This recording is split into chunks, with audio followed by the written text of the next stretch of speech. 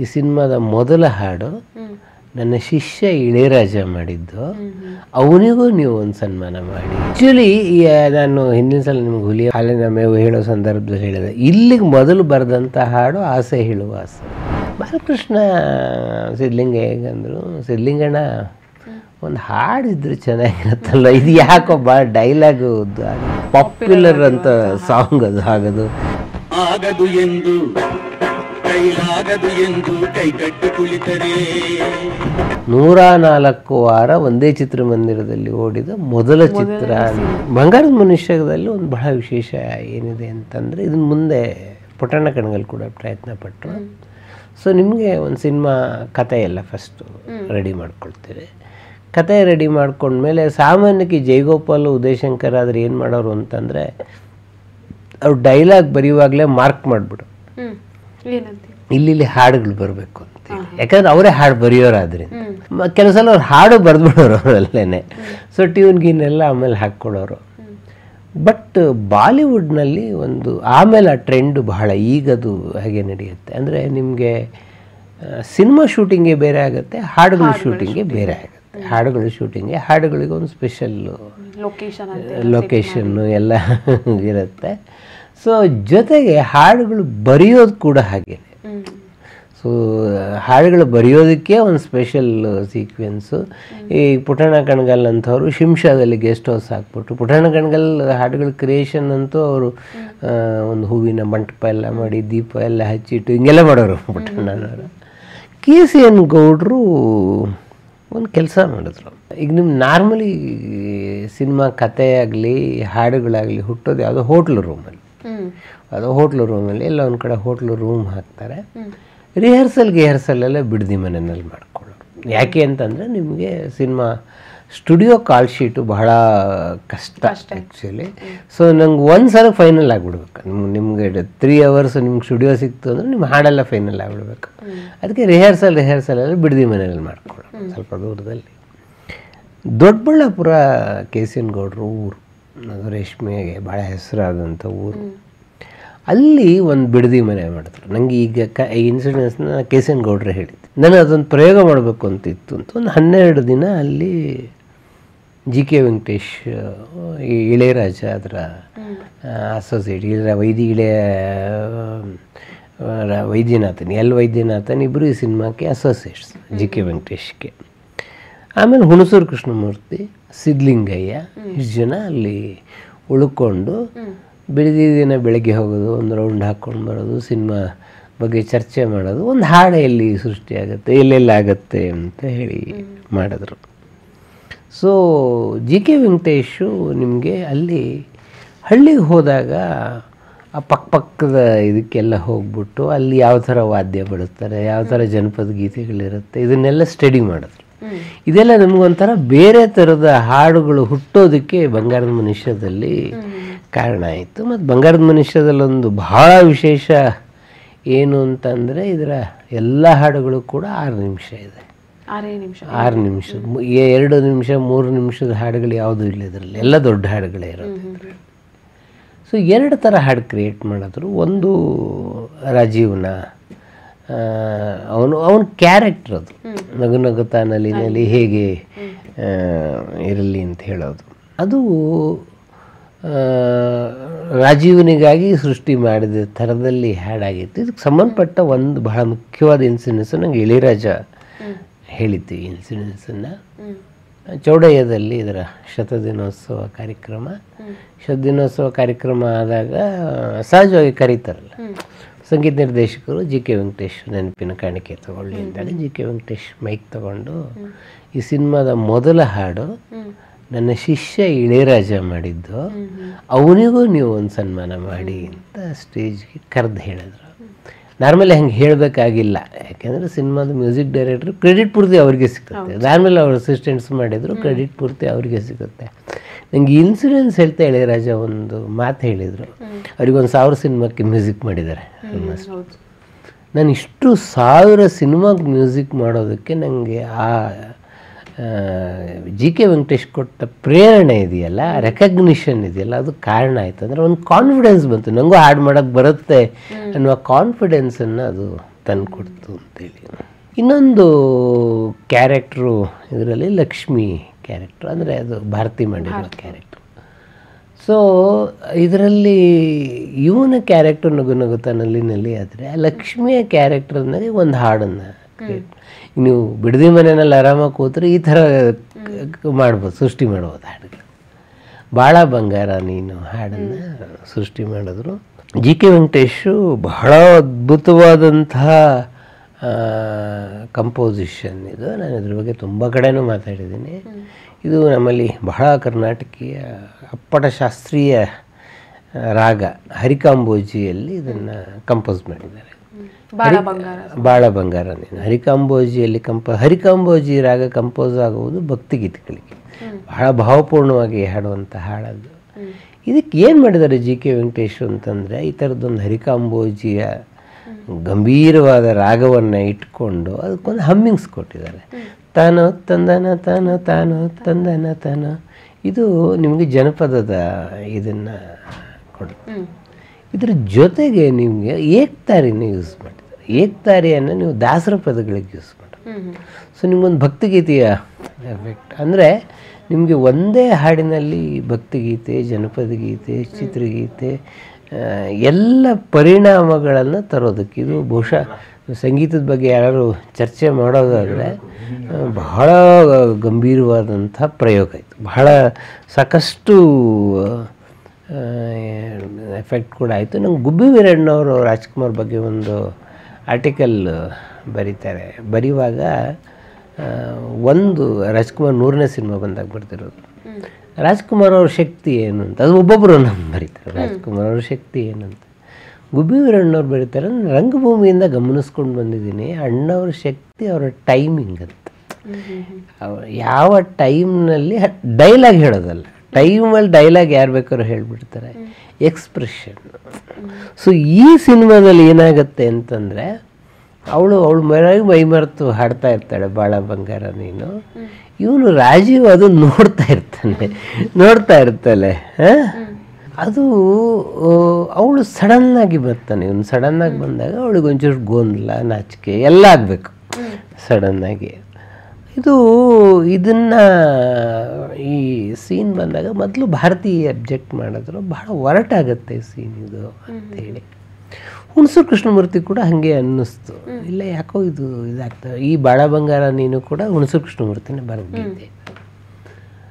ಆದರೆ ಸಿದ್ಧಲಿಂಗಯ್ಯನವರು ಅದನ್ನು ಒಪ್ಕೊಂಡ್ರು. ಯಾಕೆ ಅಂದರೆ ಅವ್ನು ಹಳ್ಳಿನಲ್ಲಿ ನಡೆಯೋ ಕಥೆ ಇದು.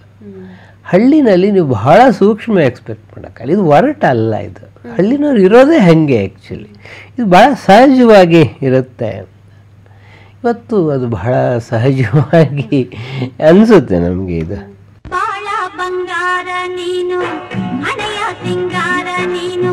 ಇದಾದ ಮೇಲೆ ಒಂದು ಡ್ಯುಯೆಟ್ ಇದೆ, ಆಹಾ ಮೈಸೂರು ಮಲ್ಲಿಗೆ ಅಂತೇಳಿ. ಈ ಆಹಾ ಮೈಸೂರು ಮಲ್ಲಿಗೆಗೂ ಹಿಂದೆ ಕಣ್ತೆರೆದು ನೋಡೋದು ಸಿನಿಮಾ ಬಂದಿತ್ತು. ಇದು ರಾಜ್ಕುಮಾರ್ ಅವರು, ಅದಕ್ಕೂ ಜಿ ಕೆ ವೆಂಕಟೇಶ್ ಅವರ ಸಂಗೀತ. ಅದರಲ್ಲಿ ಶರಣು ಕಾವೇರಿ ತಾಯಿ ಅಂತ ಒಂದು ಹಾಡಿದೆ, ಅದರಲ್ಲಿ ಒಂದು ಹಮ್ಮಿಂಗ್ಸ್ ಬರುತ್ತೆ, ಲಲ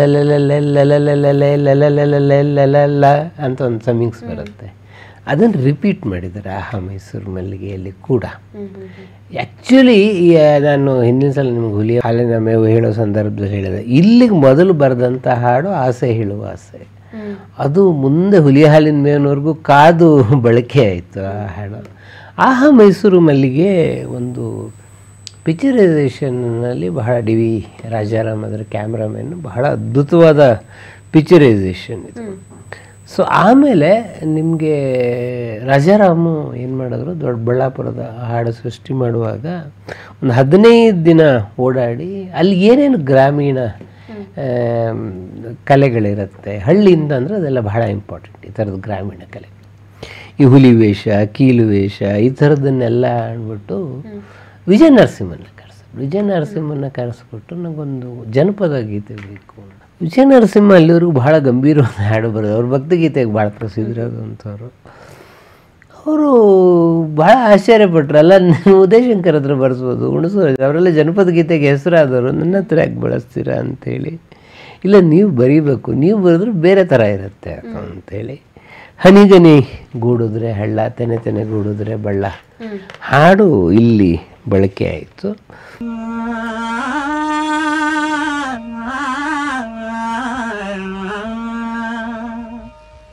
ಹನಿ ಹನಿಗೂಡ್ದೆ ಹಳ್ಳ, ತೆನೆ ತೆನೆಗೂಡ್ದೆ ಬಳ್ಳ.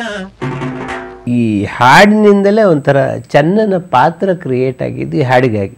ಈ ಹಾಡಿನಲ್ಲಿ ನಿಮಗೆ ಹಳ್ಳಿನಲ್ಲಿ ಜಗಳ ಹೆಂಗಿರುತ್ತೆ, ಆ ಜಗಳನ ಹೆಂಗೆ ಪರಿಹಾರ ಮಾಡ್ತಾರೆ. ಸೊ ಪ್ರತಿ ಹಾಡಿಗೂ ಬಂಗಾರದ ಮನುಷ್ಯದಲ್ಲಿ ಈ ಥರದ ಪ್ರಾಮುಖ್ಯತೆ ಇದೆ. ಅದೊಂಥರ ಹಾಡುಗಳಿಂದಲೇ ಕಟ್ಟಿದ್ದು ಸಿನಿಮಾ ಅಂತ. ಸೊ ಪ್ರತಿ ಹಾಡಿಗೂ ಕೂಡ ಈ ಥರದ್ದು ಒಂದಿರುತ್ತೆ. ಇಲ್ಲಿ ಇದಿಷ್ಟು ಹಾಡಿಗೆ ನಿಲ್ಲಿಸ್ಬಿಟ್ಟಿದ್ರು. ಆಮೇಲೆ ರಾಜೀವ ಒಂದು ಬರಡು ಭೂಮಿ ತಗೊಂಡು ಅಲ್ಲಿ ವ್ಯವಸಾಯ ಮಾಡೋದಕ್ಕೆ ಹೊಡ್ತಾನೆ. ಇದು ಇಡೀ ಸಿನಿಮಾ ಇನ್ಫ್ಲುಯೆನ್ಸ್ ಮಾಡಿದ ಭಾಳ ಮುಖ್ಯವಾದ್ದು. ಸೊ ನಿಮಗೆ ಭಾಳ ಹಸನಾದ ಭೂಮಿನಲ್ಲಿ ವ್ಯವಸಾಯ ಯಾರು ಬೇಕಾದ್ರೂ ಮಾಡ್ತಾರೆ. ಈ ಬರಡು ಭೂಮಿ ತಗೊಂಡು ಅದನ್ನು ಹಸನು ಮಾಡಿ ಅಲ್ಲಿ ವ್ಯವಸಾಯ ಮಾಡುವಂತಹದ್ದು. ಬಾಲಕೃಷ್ಣ ಅಲ್ಲೊಂದು ರಾಚಟಪ್ಪನ ಕ್ಯಾರೆಕ್ಟ್ರ್, ಅಯ್ಯೋ ಇಲ್ಲೆಲ್ಲ ಏನು ಮಾಡೋಕ್ಕಾಗತ್ತೆ ಅಂತ ಅದು ಡೈಲಾಗ್ ಹಾಗೆ ಶುರು ಆಗುತ್ತೆ. ಬಾಲಕೃಷ್ಣ ಸಿದ್ಧಲಿಂಗ ಹೇಗಂದ್ರು, ಸಿದ್ಧಲಿಂಗಣ್ಣ ಒಂದು ಹಾಡಿದ್ರೆ ಚೆನ್ನಾಗಿರುತ್ತಲ್ಲ, ಇದು ಯಾಕೋ ಭಾಳ ಡೈಲಾಗು ಆಗತ್ತೆ. ಸಿದ್ಧಲಿಂಗ ಏನು ಯೋಚನೆ ಮಾಡಿರಲಿಲ್ಲ. ಆವಾಗ ಆಯಿತು ಒಂದು ಹಾಡು ಹಾಕ್ಬಿಡೋಣ ಅಂತೇಳಿ ನಂಗೆ ಇದು ಸಿದ್ಧಲಿಂಗ ನಾನು ಭೇಟಿ ಮಾಡಿದ್ದೆ. ನಾನು ಆರ್.ಎನ್.ಜಿ. ಗೋಪಾಲ್ ವಿಶೇಷ ಅಂಕ ಮಾಡುವಾಗ ಸಿದ್ಧಲಿಂಗ ಏನು ಭೇಟಿ ಮಾಡಿದ್ದೆ. ಸಿದ್ಧಲಿಂಗ ಹಿಂಗೆ ಸಾಮಾನ್ಯ ಬರೀತಿದ್ದು ಉದಯಶಂಕರ್ ಹೆಚ್ಚಿಗೆ ಬರೆದಿದ್ದು. ಸಿದ್ಧಲಿಂಗ ಯೋಚನೆ ಮಾಡಿದ್ರು, ಒಂದು ಫಿಲಾಸಫಿ ಎಲ್ಲ ಇದೆ, ಯಾಕೆ ಜಯಗೋಪಾಲ್ ಹತ್ರ ಬರೆಸ್ಬಾರ್ದು ಅಂಥೇಳಿ ಆರ್.ಎನ್.ಜಿ. ಗೋಪಾಲ್ ಹತ್ರ ಬರೆಸಿದ್ರು. ಬರೆಸ್ಬಿಟ್ಟು ಏನು ಹಾಡಿದು ಸರಿ ಅವ್ರು ಹೇಳಿದ್ರು, ಹಿಂಗೆ ಆಗಲಿ ಎಂದು ಕೈ ಕಟ್ಟಿ ಕುಳಿತಾರೆ ಮುಂದೆ ಅಂತೇಳಿ. ಏನೋ ಒಂದಿಷ್ಟು ಇಮೇಜಪ್ಪ ಅಂದರೆ ಕಗ್ಗಲ್ಲೆಂದು ಕೈ ಬಿಟ್ಟಿದ್ದರೆ ಹಳೆ ಬೇಲೂರು ಹಳೆ ಬಿಡಾಗ್ತಾ ಇತ್ತೆ, ವಿಶ್ವೇಶ್ವರಯ್ಯ ಕಾವೇರಿ ಹರಿಯಲು ಬಿಟ್ಟರೆ ಕನ್ನಂಬಾಡಿ ಆಗ್ತಾ ಇತ್ತೆ, ಹಿಂಗೆ ಹೇಳಿದ್ರು. 2 ನಿಮಿಷಕ್ಕೆ ಜಯಗೋಪಾಲ್ ಅದನ್ನು ಇಟ್ಕೊಂಡು ಆಗದು ಎಂದು ಕೈ ಕಟ್ಟಿ ಕುಳಿತಾರೆ, ಸಾಗದು ಕೆಲಸವು ಮುಂದೆ. ಸಿದ್ಧಲಿಂಗ ಈಗ ಬಹಳ ಇಷ್ಟ ಆಗೋಯ್ತು. ಇದು ಅಂದರೆ ಭಾಳ ನೇರವಾಗಿದೆ, ಅದರಲ್ಲಿ ಏನು ನೀವು ತುಂಬ ತಲೆ ಕೆಡಿಸ್ಕೋಬೇಕಾಗಿಲ್ಲ. ಅದರ ಪ್ರತಿ ರೂಪಕ ಕೂಡ ಭಾಳ ಸಹಜವಾಗಿದೆ. ಪಿ ವಿ ಶ್ರೀನಿವಾಸು ಹಾಡಿದ್ರು ಈ ಹಾಡನ್ನು. ಹಾಡುವಾಗ ಸಿದ್ಧಲಿಂಗ ಏನಂತಾರೆ, ಇದೇನಿದು ಸಿಂಪಲ್ ಆಗಿದೆ, ಈಗಿನವ್ರು ಪದ್ಯ ಬರೀತಾರಲ್ಲ ಹಂಗಿದೆ. ಅಣ್ಣವ್ರು ಹಾಡೋದ್ರು ಚೂರು ಏನಾದರೂ ಇದಿರಬೇಕು. ಬಟ್ ಸಿದ್ಧಲಿಂಗ ಬಹಳ ಪರ್ಟಿಕ್ಯುಲರ್ ಇದೆ. ಇದು ಹಿಂಗೇನು ರೀಚ್ ಆಗಬೇಕು, ಅದು ನನಗೆ ನೇರವಾಗಿ ರೀಚ್ ಆಗುತ್ತೆ, ಅದಕ್ಕೆ ಅರ್ಥ ಯೋಚನೆ ಮಾಡೋಂಗಿಲ್ಲ. ಅವ್ನು ಸಿನಿಮಾ ನೋಡ್ತಿದ್ದಂಗೆ ಅವ್ನು ಹೊಳೆದು ಬಿಡುತ್ತೆ. ಅದು ಕನ್ನಂಬಾಡಿಯ ಕಾವೇರಿಯನ್ನು ಹರಿಯಲು ಬಿಟ್ಟರೆ ಕನ್ನಂಬಾಡಿ ಕೆಟ್ಲಕ್ಕೆ ಆಗ್ತಾ ಇತ್ತೆ ಅಂತಂದ್ರೆ ಅವ್ರಿಗೆ ಅರ್ಥ ಹೋಗುತ್ತೆ ಅಂತ. ಇವತ್ತಿಗೂ ಬಹಳ ಪಾಪ್ಯುಲರ್ ಅಂತ ಸಾಂಗ್ ಅದು. ಆಗದು ಎಂದು ಕೈ ಕಟ್ಟಿ ಕುಳಿತಾರೆ. ಆಗದು ಎಂದು ಕೈಲಾಗದು ಎಂದು ಕೈ ಕಟ್ಟಿ ಕುಳಿತರೆ. ಈ ಬಂಗಾರದ ಮನುಷ್ಯ ನೀವು ಅವಾಗ ಹೇಳಿದ್ರಿ ಸ್ಟೇಟ್ಸಲ್ಲಿ 2 ವರ್ಷ ಪ್ರದರ್ಶನ. ಈ ಯಾನ ಇದೆಯಲ್ಲ ಸ್ಟೇಟಲ್ಲಿ 2 ವರ್ಷ ನಡೀತು ಅಂತ ಹೇಳೋದು ಅದೇನು ಅಷ್ಟೇನು ಸುಗಮ ಆಗಿರಲಿಲ್ಲ. 48ನೇ ವಾರಕ್ಕೆ ಬಂದಾಗ ಸ್ಟೇಟ್ಸ್ ಚಿತ್ರಮಂದಿರ ಈ ಸಿನಿಮಾ ತೆಗೆದು ಹಾಕಬೇಕು ಅಂತ ನಿರ್ಧಾರ ಮಾಡಿ, ಆದಾಯ ಕುಸಿತಾ ಇದೆ ಅಂತ ಕಾರಣ ಕೊಟ್ಟು ಪೇಪರ್ನಲ್ಲಿ ಮುಂದಿನ ಚಿತ್ರದ ಅಡ್ವರ್ಟೈಸ್ಮೆಂಟ್ ಕೂಡ ಬಂತು. ಆದರೆ ಅದು ಸುಳ್ಳು. ಮುಂದಿನ ಆದಾಯ ಗಳಿಕೆ ಕುಸಿತ ಆಗಿರಲಿಲ್ಲ, ಚೆನ್ನಾಗೇ ಇತ್ತು ಅದು. ಸೊ ಪ್ರೇಕ್ಷಕರೆಲ್ಲ ಬಹಳ ದೊಡ್ಡ ಗಲಾಟೆ ಮಾಡಿದ್ರು, ಕಲ್ಲು ತೂರಾಟ ನಡೀತು, ಲಾಠಿ ಚಾರ್ಜು ಎಲ್ಲ ಆಯಿತು. ಆಗಿನ್ನು ಶಾಸಕರಾಗಿದ್ದ ಮುಂದೆ ಮುಖ್ಯಮಂತ್ರಿಗಳು ಆದ ಎಸ್ ಬಂಗಾರಪ್ಪನವರು ರಂಗ ಪ್ರವೇಶ ಮಾಡಿ ಸ್ಟೇಟ್ಸ್ ಚಿತ್ರಮಂದಿರದವ್ರ ಹತ್ರ ಮಾತಾಡಿ ಈ ಚಿತ್ರ ಮುಂದುವರಿಯೋದಕ್ಕೆ ಕಾರಣ ಆಯಿತು. 1974 ಫೆಬ್ರವರಿ 12ನೇ ತಾರೀಕು ಕನ್ನಡ ಚಿತ್ರರಂಗದ ಇತಿಹಾಸದಲ್ಲೇ 104 ವಾರ ಒಂದೇ ಚಿತ್ರಮಂದಿರದಲ್ಲಿ ಓಡಿದ ಮೊದಲ ಚಿತ್ರ ಅಂತ ಬಂಗಾರದ ಮನುಷ್ಯ. 12 ಚಿತ್ರಮಂದಿರಗಳಲ್ಲಿ 150 ದಿನದ ಪ್ರದರ್ಶನ ಕಾಣ್ತು. ಆಮೇಲೆ ಬಂಗಾರದ ಮನುಷ್ಯದ ಎಸ್ಟೇಟ್ಗಳು ಹೊರತು, ಬಂಗಾರದ ಮನುಷ್ಯನ ಮಂದಿರಗಳು ಬಂತು. ಈ ಥರದ್ದೊಂದು ಬಂಗಾರದ ಮನುಷ್ಯ ಅಂತ ಹೇಳಿ ಇತ್ತು. ಇದಕ್ಕಿಂತ ನಮಗೆ ಇತಿಹಾಸ ದೃಷ್ಟಿಯಿಂದ ಒಂದು ಬಹಳ ದೊಡ್ಡ ದಾಖಲೆ ಇದೆ. ಈ ಬಂಗಾರದ ಮನುಷ್ಯ ಯಾವಾಗ ಈ ಪ್ರಮಾಣದ ಯಶಸ್ಸಾಯಿತು ಯಾರು ಊಹೆ ಮಾಡದಿರೋದು. ಕಾದಂಬರಿ ಆಧಾರಿತ ಚಿತ್ರಗಳಿಗೆ ಒಂದು ದೊಡ್ಡ ಬೇಡಿಕೆ ಬಂತು. ಕಾದಂಬರಿ ಆಧಾರಿತ ಚಿತ್ರಗಳು ತುಂಬ ಆಗೋದಕ್ಕೆ ಶುರುವಾಯಿತು. 1970 ದಶಕದಲ್ಲಿ 70ರಿಂದ 79ರೊಳಗೆ ಬಂದ 365 ಸಿನಿಮಾಗಳಲ್ಲಿ 88 ಕಾದಂಬರಿ ಆಧಾರಿತ, ಆಲ್ಮೋಸ್ಟ್ 1/3. ಸೊ ಇದಕ್ಕೆ ಕಾರಣ ಆಗಿದ್ದು ಬಂಗಾರದ ಮನುಷ್ಯ. ಈ ಥರದ್ದೊಂದು ಪ್ರೇರಣೆ ಆಯಿತು. ಇನ್ನೊಂದು ಇನ್ಸಿಡೆನ್ಸ್ ಭಾರತೀಯವರು ನೆನಪು ಮಾಡ್ಕೊಂಡಿತ್ತು. ಎಷ್ಟೋ ವರ್ಷ ಆಗಿದೆ, ಅಣ್ಣವ್ರು ಒಂದ್ಸಲ ಭಾರತೀಯವ್ರಿಗೆ ಫೋನ್ ಮಾಡ್ತಾರೆ, ನಾನು ಏನಕ್ಕೂ ಟಿ ವಿ ಹಾಕಿದೆ, ಬಂಗಾರದ ಮನುಷ್ಯ ನೋಡ್ತಾ ಇದ್ದೆ, ನಾನು ಎಷ್ಟು ಚೆನ್ನಾಗಿ ಆ್ಯಕ್ಟ್ ಮಾಡಿದ್ದೆ ನೀವು, ಅವಾಗಾರು ಮಲೆಗೆ ಬಲ್ಲಿ ಅಂತ ಹೇಳಿ. ಇದು ಒಂಥರದ ಆ ಕ್ಯಾರೆಕ್ಟರ್ ಬಗ್ಗೆ ಭಾರತೀಯವರು 2-3 ನೆನಪು ಮಾಡ್ಕೊಳ್ಳೋರು. ಅದರಲ್ಲಿ ನಿಮಗೆ ಗೊತ್ತಿದೆ, ಕೆಂಪು ಸೀರೆ ಉಟ್ಕೊಂಡಿರೋದ್ರಿಂದ ಹೋರಿ ತಿವಿದು ಸಾಯ್ತಾಳೆ ನಾಯ್ಕಿ. ಅದು ಆ ಥರದ್ದೊಂದು ಇನ್ಸಿಡೆನ್ಸು ಸಿದ್ಧಲಿಂಗಯ್ಯ ನೋಡಿದರು. ಅದನ್ನು ಸಿನಿಮಾದಲ್ಲಿ ಬಳಸ್ಕೊಂಡೆ. ಯಾಕಂದರೆ ಇಷ್ಟು ಅನ್ಯೋನ್ಯವಾದ ಪ್ರಣಯ, ನಾಯಕಿ ಸಾಯಕ್ಕೆ ಏನಾದ್ರು ಕಾರಣ ಬೇಕು ಅಂತ ಹೇಳ್ಬಿಟ್ಟು ಭಾರತಿ ಒಂದನ್ನು ಯಾವಾಗಲೂ ಬಹಳ ನೆನಪು ಮಾಡ್ಕೊಳ್ಳೋ. ಅವ್ರು ಯಾವುದೋ ಮುಂದೆ ಇನ್ನು ಇದಾದ 10 ವರ್ಷದ ಮೇಲೆ ಯಾವುದೋ ಚಿತ್ರೀಕರಣಕ್ಕೆ ಉತ್ತರ ಕರ್ನಾಟಕದಲ್ಲಿ ಹೋದರೆ ಅಲ್ಲಿ ಒಂದು ವಟಾರ, ಅಲ್ಲಿ ಹೊರಗಡೆ ಚಿತ್ರೀಕರಣ.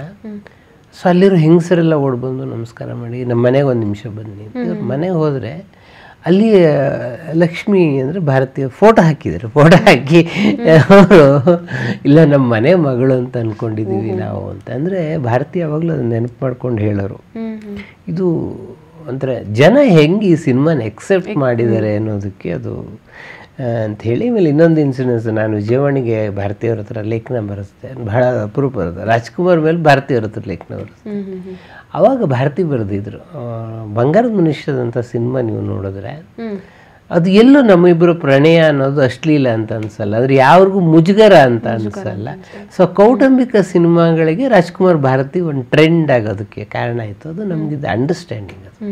ಸೊ ಇಬ್ಬರು ಕೂಡ ನಾವು ಕ್ಯಾರೆಕ್ಟರ್ನ ಹಾಗೆ ಮಾಡ್ತಾ ಇದ್ವಿ. ಮತ್ತು ರಾಜ್ಕುಮಾರ್ ಎಷ್ಟು ಸೂಕ್ಷ್ಮವಾಗಿ ಯೋಚನೆ ಮಾಡ್ತಾ ಇದ್ರು ಅನ್ನೋದು ನೀವು ಬಂಗಾರದ ಮನುಷ್ಯದ 2-3 ಇನ್ಸಿಡೆನ್ಸ್ಗಳನ್ನು ನೋಡಿದ್ರೆ ನಿಮಗೆ ಗೊತ್ತಾಗುತ್ತೆ. ಅದರಲ್ಲಿ ಬಾಳೆಂಬ ಕಡಲಲ್ಲಿ ನಾನು ಕಂಡೆ ಬಂಗಾರದ ಹೆಣ್ಣು ನೀನು ಅಂತ ಒಂದು ಸಾಲು ಬರುತ್ತೆ, ಆಹಾ ಮೈಸೂರು ಮಲ್ಲಿಗೆಯಲ್ಲಿ. ಅದರಲ್ಲಿ ಭಾರತೀಯವರ ಕಾಲಿಗೆ ಹಗ್ಗ ಹಟ್ಟಿ ಎಳೆಯೋದೊಂದು ಸೀನ್ ಇದೆ. ಅದೊಂದು ಭಾಳ ಫ್ಯೂ ಸೆಕೆಂಡ್ಸ್ ಬಂದು ಹೋಗೋ ಸೀನು. ಅಣ್ಣವ್ರು ಬೇಡ ಈ ಸೀನು, ಯಾಕೋ ಇದು ನಂಗೆ ಸರಿ ಹೋಗ್ತಾ ಇಲ್ಲ. ಸಿದ್ಧಲಿಂಗಯ್ಯನವ್ರು ಭಾಳ ಸಿಂಬಾಲಿಕ್ ಆಗಿ ತೆಗೆದಿರೋ ಸೀನ್ ಅದು. ಅವ್ರನ್ನ ಕನ್ವಿನ್ಸ್ ಮಾಡೋದಕ್ಕೆ ಬಹಳ ಕಷ್ಟ ಆಯಿತು. ನಂಗೆ ಭಾರತಿ ಇನ್ಸಿಡೆನ್ಸ್ ಹೇಳೋಣ ಅಂದರೆ ಎಷ್ಟು ಸೂಕ್ಷ್ಮವಾಗಿ ಯೋಚನೆ ಮಾಡ್ತಾಯಿದ್ರು ಅಣ್ಣವರು. ಹೌದು, ತೆರೆಯ ಮೇಲೆ ಕೂಡ ಒಬ್ಳು ಹುಡುಗಿಗೆ ನೋವಾಗಬಾರ್ದು ಅಂತ ಯೋಚನೆ ಮಾಡೋರು ಅವರು. ನೋವಾಗಿ ನನ್ನ ಕ್ಯಾರೆಕ್ಟರ್ ಮೇಲೆ ಜನ ಹೇಗೆ ಅಂದ್ಕೊಳ್ತಾರೆ, ಇಷ್ಟು ಸೂಕ್ಷ್ಮವಾಗಿ ಯೋಚನೆ ಮಾಡ್ತಾಯಿದ್ರು. ಇದಾದ ಮೇಲೆ ಒಂದು ನಂಗೆ ಲೋಹಿತೇಶ್ವರ ಹೇಳಿದ ಘಟನೆ ಇದು. ಬಂಗಾರದ ಮನುಷ್ಯ ಒಂದು ಎಷ್ಟೋ ವರ್ಷ ಆಗೋಗಿದೆ. ಮೈಸೂರು ಚಾಮುಂಡಿ ಬೆಟ್ಟದ ಮೇಲೆ ಸಮಯದ ಗೊಂಬೆ ಚಿತ್ರದ ಶೂಟಿಂಗು ನಡೀತಾ ಇದೆ. ಸೆಟ್ನಲ್ಲಿ ಲೋಹಿತಾಶ್ವ ಕೂಡ ಇದ್ದಾರೆ. ಯಾರೋ ಒಬ್ಬಳು 1000 ಮೆಟ್ಲು ಹತ್ತಿ ರಾಜ್ಕುಮಾರ್ ದರ್ಶನ ಪಡ್ಕೊಂಡು ಚಾಮುಂಡಿಯಿಂದ ಕೆಳಗೆ ಬರ್ತಾ ಇದ್ದಾರೆ. ಯಾರೋ ಒಬ್ಬಳು ಮುದುಕಿ, ಹಣ್ಣು ಮುದುಕಿ ಬಂದ್ಬಿಟ್ಟು ಎಂತಹ ಪುಣ್ಯಾತ್ಮಪ್ಪ ನೀನು, ಬಂಗಾರದ ಮನುಷ್ಯ ನಿಜವಾಗ್ಲೂ ನೀನು ಅಂತ ಸಾಷ್ಟಾಂಗ ನಮಸ್ಕಾರ ಮಾಡಿದ್ರು. ನಮಸ್ಕಾರ ಮಾಡಿ ರಾಜ್ಕುಮಾರ್ ಆಶೀರ್ವಾದ ಮಾಡಿ, ಇಲ್ಲಮ್ಮ ನಿನ್ನ ಇದು ಅಭಿಮಾನ ಅಂತ ಹೇಳಿ ಬಿಟ್ಟರು. ಆವಾಗ ಲೋಹಿತಾಶ್ವ ಅವ್ರಿಗೆ ಒಂದು ಅನುಮಾನ ಇತ್ತು, ಶೂಟಿಂಗ್ ಬ್ರೇಕ್ ಬಿಡುತ್ತಲ್ಲ. ಆವಾಗ ಅಣ್ಣವ್ರನ್ನೊಂದು ಮಾತು ಕೇಳಿದ್ರು, ಅಣ್ಣವರು ನೀವು ಹಿರಿಯರಿಗೆಲ್ಲ ಭಾಳ ದೊಡ್ಡ ಗೌರವ ಕೊಡ್ತೀರಿ ಅಂತ ನಾವು ಎಲ್ಲ ಕೇಳ್ಪಟ್ಟಿವಿ, ನಿಮ್ಮ ಬಗ್ಗೆ ನಮಗಿರೋ ಭಾಳ ದೊಡ್ಡ ಅಭಿಮಾನ ಅದೇನೆ. ಆದರೆ ನಿಮಗಿಂತ ಎಷ್ಟೋ ವಯಸ್ಸಾಗಿರೋ ಆ ಮುದುಕಿ ಅವಳು ನಿಮ್ಮ ಕಾಲಿಗೆ ಬಿದ್ದರೆ ನೀವು ಆಶೀರ್ವಾದ ಮಾಡಿದ್ರೆ ಅದು ಸರಿ ಅನಿಸುತ್ತಲ್ಲ ನಿಮಗೆ. ಆವಾಗ ರಾಜ್ಕುಮಾರ್ ಹೇಳಿದ್ರು, ಅವಳು ನನಗೆಲ್ಲಪ್ಪ ನಮಸ್ಕಾರ ಮಾಡಿದ್ಲು, ಅವಳು ಬಂಗಾರದ ಮನುಷ್ಯದ ರಾಜೀವ್ರಿಗೆ ನಮಸ್ಕಾರ ಮಾಡಿದ್ಲು. ಆ ತಾಯಿ ರಾಜೀವ್ರ ಮೇಲೆ ಒಂದು ದೊಡ್ಡ ಕನಸು ಇಟ್ಕೊಂಡಿರ್ತಾಳೆ.